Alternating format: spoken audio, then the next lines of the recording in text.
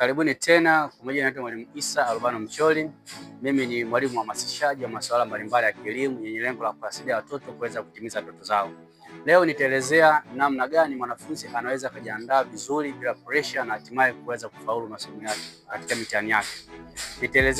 Nitaelezea mbinu 5 ambazo mwanafunzi anaweza akazitumia na zikamsaidia yeye kusoma kwa utulivu na hatimaye kuweza kufaulu katika mitihani yake mikubwa ya kitaifa. Jambo la kwanza ni mwanafunzi kuwa na malengo. Mwanafunzi lazima ajiwekee malengo ya kufanya vizuri katika mtihani wake wa mwisho. Na hii inatakiwa aanze mapema, asisubiri eti karibu na mitihani ndipo aanze kuweka juhudi kubwa za usomaji. Lazima ajiandae mapema kuanzia mwezi wa kwanza, wa pili, wa tatu kwa malengo kwamba mtihani wa mwisho itafanya vizuri na hatimaye anaweza kufanya vizuri na akafanikiwa. Lakini jambo la pili ni mwanafunzi kuwa na ratiba. Ratiba ni kitu kizuri sana ambacho kinamuongoza mwanafunzi, anajua muda huu natakiwa nisome, muda huu wa kupumzika, muda huu wa kucheza, muda huu wa kusaidia wazazi. Kwa hiyo hii itafanya mwanafunzi yeye kujijengea nidhamu ya kujituma bila kusimamiwa. Kwa hiyo mwanafunzi hakikisha unakuwa na ratiba ili kusaidie ili kuongoze katika masomo yako. Lakini jambo la tatu ni kuomba msaada mapema.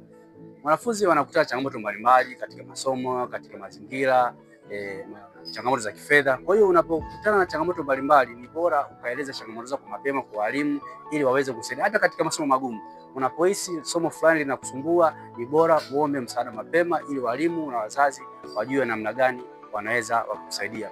Lakini jambo lingine ni kujiepusha vitu ambavyo sio vya lazima.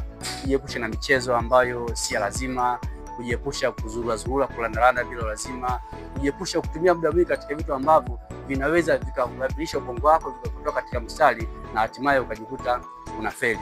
Lakini jambo lingine ni mwanafunzi kujipa muda wa kupumzika, kujipa muda wa kula vyakula vizuri, kupata muda wa kushirikiana na wanafunzi wenzao, kudiscuss katika vitu tofauti, kutafuta past paper, mitihani ya nyuma, kusoma. Hii itakusaidia kuongeza ubongo wako kuwa active kila wakati na hatimaye utajikuta unasoma kwa utulivu bila pressure na hatimaye unaweza ukafaulu na ukatimiza ndoto zako ambazo wewe mwenyewe umezitarajia, mzazi anatarajia na jamii kwa ujumla tunatarajia kutoka kwako. Kumbuka kwamba wewe mwanafunzi ni kioo, sisi wazazi, sisi walimu tunategemea kutoka kwako. Asante. Mimi naitwa Mwalimu Isa Albano Mcholi. Kama utakuwa mjifunza chochote usisahau kulike, kushare na kucomment na kusubscribe YouTube yangu ili nitakapokuwa naendelea kutoa video hizi basi wewe una kwanza kuyapata. Asante na tukutane katika video inayofuata.